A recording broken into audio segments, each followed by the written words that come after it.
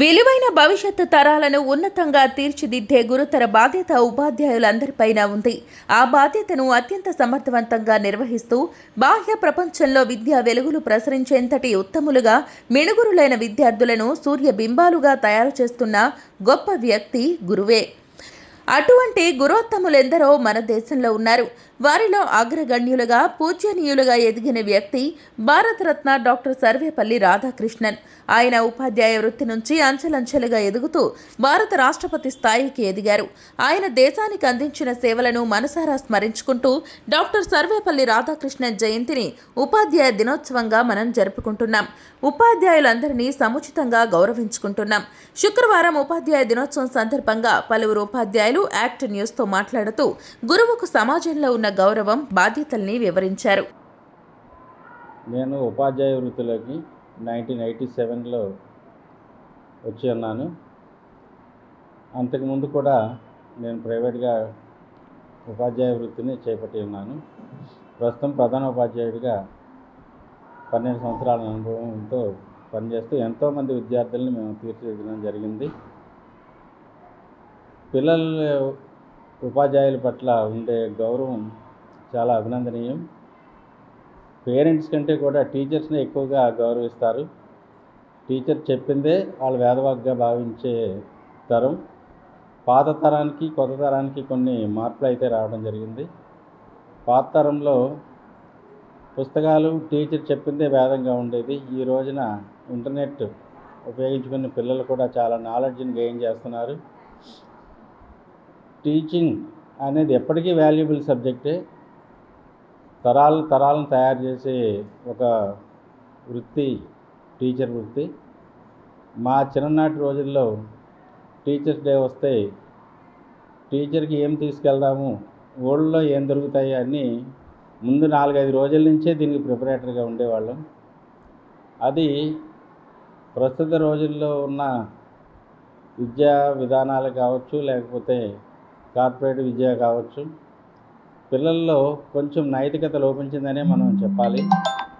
ఈ విషయంగా విద్యార్థుల పట్ల ఉపాధ్యాయులు ఎప్పుడూ ఒకే రకంగా ఉంటారు. ఆ రోజున ఎలా ఉన్నారో ఈ రోజున కూడా ఉపాధ్యాయులు విద్యార్థుల పట్ల ఉంటారు. కానీ విద్యార్థులకి ఉపాధ్యాయుల మీద గౌరవభావం తగ్గడానికి కొంత సొసైటీ కూడా కొంత కారణం, పేరెంట్స్ కూడా కారణమే దీనికి. ఎందుకంటే తక్కువ మంది పిల్లలు వాళ్ళకి ఉండడం వల్ల, వారి మీద ప్రేమాభావాలు ఎక్కువ అవడం వల్ల పిల్లలు టీచర్ని కూడా అంతగా పట్టించుకోని స్థితి ఉంది. అటువంటి పిల్లలు ఒక 20% ఉన్నప్పటికీ కూడా అది మొత్తం సమాజం మీద ప్రభావం చూపించే అవకాశం ఉంది. కాబట్టి టీచర్ మీద గౌరవాన్ని పెంచాల్సిన బాధ్యత సమాజానికి కూడా ఉంది. టీచర్ అంటే గౌరవించిన రోజునే సమాజం, కొత్త సమాజం నవనిర్మాణం జరుగుతుంది తప్ప పిల్లలు ఈ రకంగా తయారైనప్పుడు సమాజం ఏ మార్పు తీసుకురాలేము. పిల్లలని టీచర్ ఒక్కొక్కసారి చిన్న చిన్న సందర్భాల్లో చదువు విషయంలోనూ కానీ వాడి బిహేవియర్ విషయంలో కానీ కొంచెం దండించే సందర్భాలు ఏర్పడతాయి. అయినంత మాత్రాన అదే సాగుగా తీసుకుని టీచర్ని అగౌరవపరచడం, పిల్లల ముందు అగౌరవపరిచేలాగా పేరెంట్స్ మాట్లాడడం కానీ, అధికారులు మాట్లాడడం కానీ అంత సబబైన విధానం కాదు. దీనివల్ల టీచర్ యొక్క నాణ్యతని కోల్పోవాల్సిన పరిస్థితులు ఏర్పడుతున్నాయి. నాకెందుకు లేనే భావం టీచర్లో రాకూడదు. ఎప్పుడు కూడా సమాజాన్ని నిర్మాణం చేసేవాడే ఉపాధ్యాయుడు.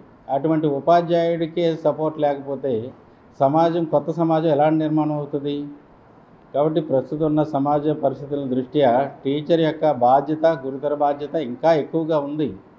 పిల్లల్ని సైకలాజికల్గాను, సోషల్గాను ఆర్డర్లో పెట్టాల్సిన బాధ్యత టీచర్ మీద ఉంది. అదేవిధంగా పేరెంట్స్ మీద అంతకంటే ఎక్కువ భారం ఉంటుందని నేను పూర్తిగా నమ్ముతున్నాను.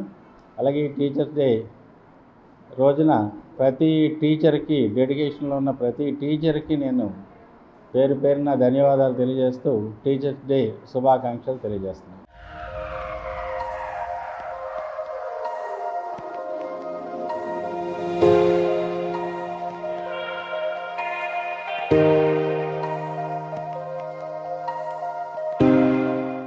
నేను సర్వీస్లోకి వచ్చి 25 ఇయర్స్ కంప్లీట్ అయింది. 25 ఇయర్స్ నుంచి కూడా జాయిన్ అయినటి నుంచి ఇప్పటి వరకు కూడా లెక్కల మాస్టర్గా మ్యాథ్స్ సబ్జెక్ట్ డీల్ చేస్తూ ఉన్నాను ఏలూరు మున్సిపల్ కార్పొరేషన్లో. అలాగే కొంతకాలం పాటు మున్సిపల్ కార్పొరేషన్ స్కూల్స్ అన్నిటికీ కూడా సూపర్వైజర్గా కూడా చేయటం జరిగింది. ఈరోజు చాలామందికి ప్రతి ఒక్కళ్ళకి ఒక పుట్టినరోజు అనేది ఉంటుంది. కానీ మా అదృష్టం ఏంటంటే ఉపాధ్యాయ వృత్తిలోకి వచ్చినటువంటి మాకు అందరికీ కూడా ఒకే రోజున కొన్ని లక్షల మందికి పుట్టినరోజు జరుపుకునేటువంటి అవకాశం కేవలం ఈ ఉపాధ్యాయ వృత్తిలో ఉన్నటువంటి మాకు మాత్రమే దక్కిందని చెప్పి చాలా సగర్వంగా చెప్పగలుగుతాం. ఈ ఉపాధ్యాయ వృత్తిలో ఉన్నటువంటి గొప్ప విషయం ఏంటంటే మనం సమాజంలో ఎన్నో వృత్తులు ఉంటాయి. డాక్టర్స్ ఉంటారు, లాయర్స్ ఉంటారు, ఇంజనీర్స్ ఉంటారు, రకరకాల గ్రూప్ 1 ఆఫీసర్స్ ఉంటారు, గ్రూప్ 2 ఆఫీసర్స్ ఉంటారు, ఎంతోమంది ఉంటారు. కానీ అందరినీ తయారు చేసి సమాజానికి అప్పచెప్పేటువంటి ఒకే ఒక్క ఉద్యోగం ఏదైనా ఉంది అని అంటే ఆ వృత్తి ఉపాధ్యాయ వృత్తి. ఎవరైనా సరే గురువు దగ్గరకు వచ్చిన తర్వాత మాత్రమే సంస్కరించబడతారు, చదువు నేర్చుకుంటారని చెప్పి అదే మాకు ఎంతో గర్వకారణం. ఈరోజు డాక్టర్ సర్వేపల్లి రాధాకృష్ణన్ గారి పుట్టినరోజు. ఆయన పుట్టినరోజుని ఉపాధ్యాయ లోకం మొత్తం కూడా ఎంతో సంతోషంగా ఉపాధ్యాయ దినోత్సవంగా జరుపుకుంటూ ఉంటాం. ఆయన 1888లో తమిళనాడు రాష్ట్రంలోని తిరుత్తణి అనేటువంటి చిన్న మారుమూల గ్రామంలో జన్మించి అంచెలంచెలుగా ఎదిగి మంచి విద్యాబుద్ధులు నేర్చుకొని సామాజికంగా అనేకమైనటువంటి స్థానాలని ఆయన చేరుకోవడం జరిగింది. రాజకీయంగా కూడా ఆయన అభివృద్ధిలోకి రావడం జరిగింది. అలాగే కాకుండా ఆయన ఒక విద్యావేత్తే కాకుండా గొప్ప తత్వవేత్త. అలాగే అనేక దేశాల్లో మన భారతీయ సాంప్రదాయాలని ప్రచారం చేసినటువంటి గొప్ప నాయకుడు.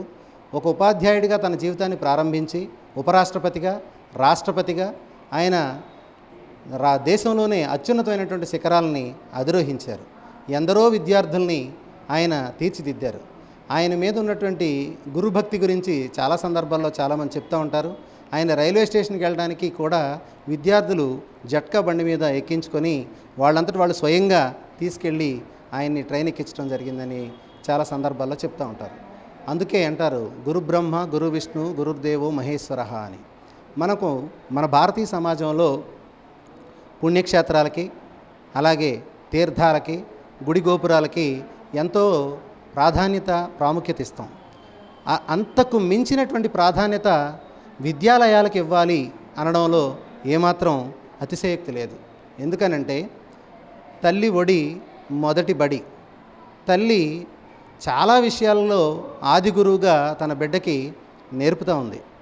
అయినప్పటికీ ఆ తదుపరి నడక నేర్చిన బిడ్డ పాఠశాలకు వచ్చిన తర్వాత నడత నేర్చుకునేది మాత్రం విద్యాలయాల్లోనే. నడత, నడవడిక, నిజాయితీ, నీతి, రీతి అన్నీ కూడా కేవలం విద్యాలయాల్లో మాత్రమే సాధ్యం. అలాంటి నైతిక విలువల్ని అందించాలి అని అంటే ఏ బిడ్డైనా సరే విద్యాలయానికి రావాల్సిందే. అట్లాంటి సందర్భంలో మాత్రమే సమగ్రమైన ఒక సమాజాన్ని మనం ఏర్పాటు చేయగలం. అది ఉపాధ్యాయ లోకానికి ఎంతో గర్వకారణం. ఈ రోజున మనం చూస్తూ ఉంటే గతంలో గురుకులాలు ఉండేవి. ఆ గురుకులాలకు వెళ్ళినప్పుడు యువరాజు కొడుకు, రాజైనా యువరాజైనా ఎంతటి వాడైనా గురువు దగ్గరికి వచ్చిన తర్వాత అక్కడ గురువుగారికి చేయవలసినటువంటి సేవా కార్యక్రమాలు చేయవలసిందే. అది గురువు యొక్క స్థానం. అలాంటి గురువుగా మనం ఒక నిరూపణ కావాలి అని అంటే ఎంతోమంది విద్యార్థుల్ని తీర్చిదిద్దటం ఈ వృత్తి యొక్క గొప్పతనం. కాబట్టి ఈ సర్వేపల్లి రాధాకృష్ణన్ గారి యొక్క పుట్టినరోజుని ఉపాధ్యాయ దినోత్సవంగా జరుపుకుంటాం. అలాగే మరి ఎంతోమంది ఒక సమగ్రమైనటువంటి సమాజాన్ని సృష్టించాలంటే అది కేవలం పాఠశాలకు మాత్రమే సాధ్యం. ఇది మనకు పూర్వకాలంలో వేద విద్య అని ఉండేది.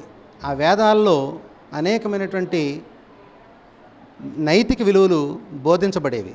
ఈరోజు ఉన్నటువంటి యాంత్రిక జీవనంలో ప్రస్తుత విద్యా వ్యవస్థ ఎలా ఉందంటే చాలా కార్పొరేట్ విద్యా సంస్థలు రావటం, కేవలం విద్యార్థులు మార్కుల కోసం మాత్రమే చదవడం, అలాగే తల్లిదండ్రులు కూడా నీకు 99% మార్కులు వస్తేనే నీ మొహం చూస్తాను, లేకపోతే నేను చూడలేను అనేటువంటి తల్లిదండ్రులు తయారవడం, ఇవన్నీ కూడా ఎటు దారి తీస్తున్నాయంటే చదువుతో పాటు రావాల్సినటువంటి నైతిక విలువలకి కొంచెం దూరం అవుతున్నామేమో అనేటువంటి ఆలోచన కలుగుతూ ఉంది. విద్యాలయాలు ఉన్నది కేవలం మార్కులు సాధించడానికి మాత్రమే కాదు, ఇక్కడ సమాజం పట్ల గురుతరమైనటువంటి ఒక బాధ్యతను తెలుసుకోవడానికి, నైతిక విలువలు తెలుసుకోవడానికి, అలాగే ఓడిపోయినప్పుడు ఎలా తిరిగి నిలబడాలనేది నేర్చుకోవడానికి కూడా ఈ విద్యాలయాలే కారణం. మనం చాలా ఈ రోజుల్లో మనం చూస్తూ ఉంటే క్రికెట్ చూసేవాళ్ళే ఎక్కువ, క్రికెట్ ఆడేవాళ్ళు తక్కువ. ఆటలు పోయినాయి, పాటలు పోయినాయి, కల్చర్ పోయింది. మన కల్చరు ఎవరో బ్రిటిష్ వాళ్ళు ఏర్పాటు చేసినటువంటి కొన్ని విద్యా విధానాలకి వాటి ప్రభావానికి గురైంది. వాటి నుంచి మనం బయటికి రావాలి. ఈ రోజున ఒక గేమ్ స్పిరిట్ ఎందుకు పెడతామండి? పిల్లవాడు ఓడిపోవడం అంటే ఓడిపోవడం కాదు, ఓడిపోయినా సరే తిరిగి లేచి నిలబడకపోవడం ఓడిపోవడం. అలాంటి స్పోర్ట్స్మెన్ స్పిరిట్ రావడం కోసం మనం గేమ్ స్పిరిట్ పెడతాం. అలాగే మోరల్ ఎడ్యుకేషన్ ఎందుకు పెడతామండి? సమాజం పట్ల నైతిక విలువలు ఎలా ఉన్నాయో అలాంటి నైతిక విలువలు మనం ఏం ప్రదర్శిస్తున్నామో తెలుసుకోవడం కోసం పెడతాం. ఇట్లాగా మనం ఈ రోజున మార్కుల కోసం కాకుండా సమాజం యొక్క బాధ్యత తెలుసుకోవడం కోసం మన విద్యాలయాలు మార్పు చెందాలి. అప్పుడే మనం సరైనటువంటి విద్యా విధానాన్ని అందించగలుగుతాం, మరి ఒక విలువైనటువంటి సమాజాన్ని రూపొందించగలుగుతామని చెప్పి తెలియజేస్తా ఉన్నాం.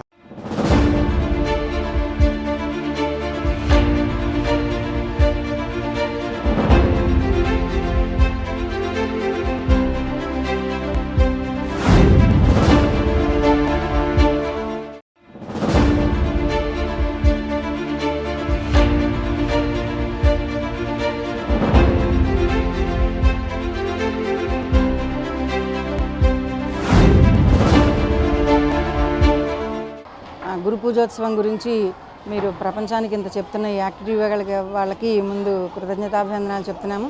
గురువు యొక్క ప్రాధాన్యత బయటి ప్రపంచానికి తెలియజెప్పాలన్న మీ సదుద్దేశం చాలా బాగుంది.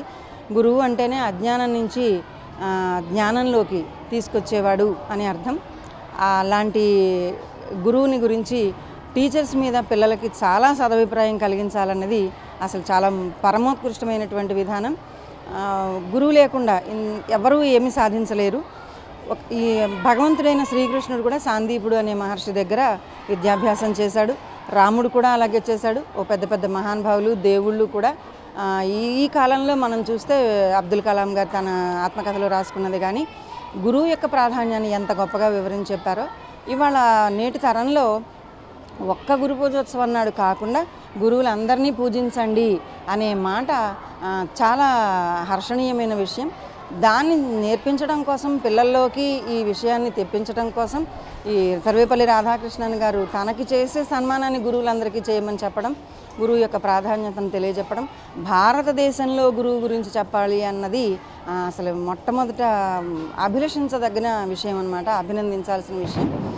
అందరూ మనుషులే, కానీ మనుషుల్లో నుంచి వాళ్ళల్లో ఉండే టాలెంట్స్ని బయటికి తీసుకొచ్చి మహోన్నతమైన మనుషులుగా తయారు చేయడానికి, మట్టి ముద్దల్ని మనుషులుగా తయారు చేయడానికి ఉపయోగపడేటువంటి గురువు అనే సాధనం భగవత్ స్వరూపం కాక మరొకటేం కాదు. గురవే సర్వలోకానాం అన్నమాట, సర్వలోకాలకి గురువైన గురువుని, ఆది గురువుని పూజించమని మన భారతదేశ సంప్రదాయం. కాబట్టి ఇవాళ మామూలుగా చెప్పుకోవాలి అని అంటే మా స్కూల్లో ప్రతి సంవత్సరం గురు పూజోత్సవం ఒక పెద్ద అంగరంగ వైభవంగా జరుగుతుంది. మా మేనేజ్మెంట్ వాళ్ళు ప్రతి గురువుని, అంటే చిన్న పెద్ద సర్వీస్తో సంబంధం లేదు, ప్రతి టీచర్ని కూర్చోబెట్టి గౌరవించి సన్మానించి వాళ్ళకి ఎంత గొప్పగా తీర్చిదిద్దుతున్నారో, వాళ్ళ అభిలాషల్ని ఎంత దాన్ని ఏమంటారంటే వాళ్ళ మనసులో ఉండే అభిప్రాయాన్ని బయటికి తీసుకొస్తారు. గురువుకి వాళ్ళు ఇచ్చే గౌరవాన్ని కానీ చెప్పుకోదగిన విషయం. ఈ ఒక్క రోజుతో తర్వాత అక్కర్లేదు అని కాదు, వాళ్ళు టీచర్స్కి అంత గౌరవం ఇవ్వటం అనేది ఇవాళ సభ్య సమాజంలో గురువుల పట్ల జరుగుతున్నటువంటి దాన్ని ఏమనాలి, ఒక సంప్రదాయాన్ని పునరుద్ధరించాలనే ఆలోచన కొన్ని ఏళ్ల తర్వాత కూడా 80 సంవత్సరాలు దాదాపుగా దాటిపోయింది మా స్కూల్లో. ఇప్పటికీ గురువుల గురించి ఇంత పూజించటం, దాన్ని గురించి పైకి ప్రకటింప చేయాలనుకోవటం చాలా ముదావహం. మాకు చాలా సంతోషంగా ఉంది. గురువు ప్రాధాన్యత చెప్పాలి అన్నది ఒక మాటలో తేలే విషయం కాదు, కానీ టీచర్స్గా పనిచేస్తున్నందుకు మాకు చాలా గర్వంగా ఉంటుంది. మా చేతిలోంచి ఇంతమంది పిల్లలు బయటికి వెళ్తున్నారు ప్రపంచంలో. ఒక సంవత్సరంలో బయటికి పంపించున్న పిల్లల్ని మనం లెక్క చూసుకుంటే దాదాపుగా ఒక స్కూల్ నుంచి 10th క్లాస్ పిల్లలు అయితే ఒక 400 మంది పిల్లలు బయటకు వెళ్ళారనుకోండి.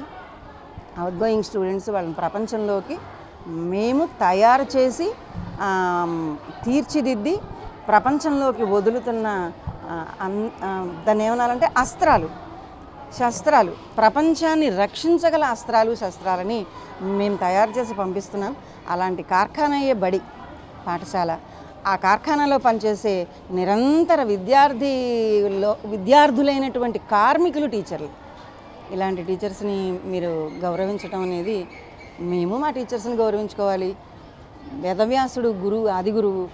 ఆ గురువు రాసిన గంటం నుంచి వచ్చినటువంటి ఈ పరంపర అంతా, గురు పరంపర అంతా కూడా ఇవాళ మనం గౌరవించదగిన విషయం. కాబట్టి శ్రీ గురుభ్యో నమఃతో ప్రారంభించాను. ఎప్పటికీ శ్రీ గురుభ్యో నమః, మళ్ళీ శ్రీ గురుభ్యో నమః. వాళ్ళకి ఎన్ని దండాలు పెట్టినా తల్లిదండ్రులు కేవలం జన్మనిస్తే ఆ మట్టి ముద్దని ఒక మహామనిషిగా చిత్రించి తయారు చేసి ప్రపంచానికి అందించగలిగినటువంటి శక్తి సంపన్నుడు గురువు. ఆయనే టీచర్, ఆయన ఒక రీడరు, ఆయన ఒక లెక్చరర్, ఆయన ఒక దేవుడు, ఆయన ఒక అపర బ్రహ్మ. అందుకని గురువులందరికీ, మా గురువులకి, మీ గురువులకి, ప్రపంచంలో గురువులకి, ఆది గురువులకి శిరస్సు వంచి పాదాభివందనాలు తెలియజేసుకుంటున్నాం.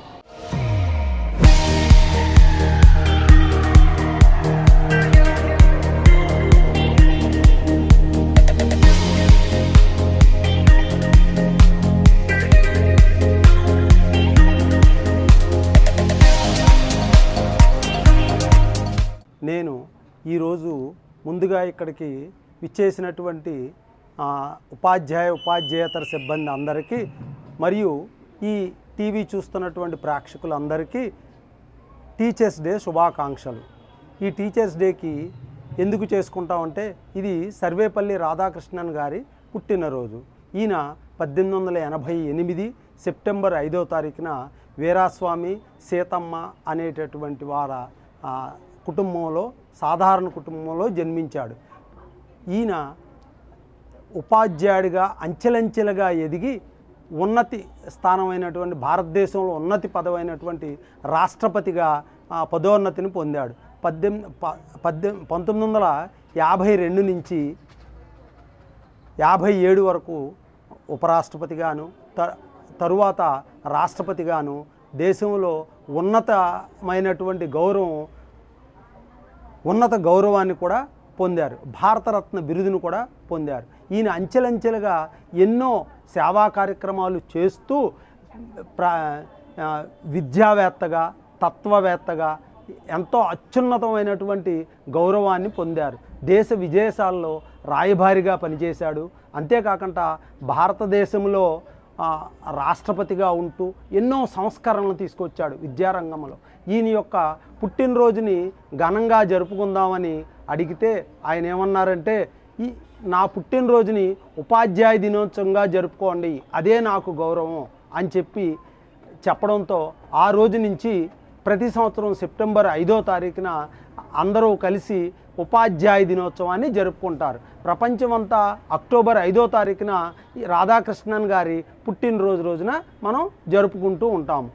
ఈ అవకాశం ఇచ్చినందుకు మీ అందరికీ ప్రత్యేక ధన్యవాదాలు. Thank you.